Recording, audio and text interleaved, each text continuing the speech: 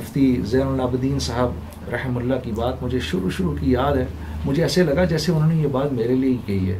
میں پہلی دفعہ رائے گیا، ابھی شوبز میں ہی تھا میں. رائے پہلی مرتبہ گیا. مگر نہ لڑکا لڑکی میں کوئی ہمارے یہاں فرق ہی نہیں ہوتا تھا. شوبز کی زندگی ایسی ہے، لڑکی ہے تو وہ بھی لڑکے کی طرح اس کو ٹریٹ کریں گے، لڑکا ہے تو وہ بھی اس کو لڑکی کی طرح. کوئی فرق نہیں ہوتا تھا، آپ آگے پیچھے گھوم رہے ہوتے تھے. تو میں نے ان سے یہ بات سنی بالکل شروع کے اندر کہ نامحرم سامنے سے آئے اور تو نے نظریں جھکا لیں، اللہ رب العزت اسی وقت پچھلے سارے گناہ معاف کر دے گا. یہ میں نے تب سنی، مجھے یقین نہیں آیا اس بات کا. میں نے کہا میں کیا کروں گا، میرے تو سامنے دن اور رات یہ پھر رہی ہوتی ہیں. لیکن یہ سچ ہے، حق ہے میرے دوستو.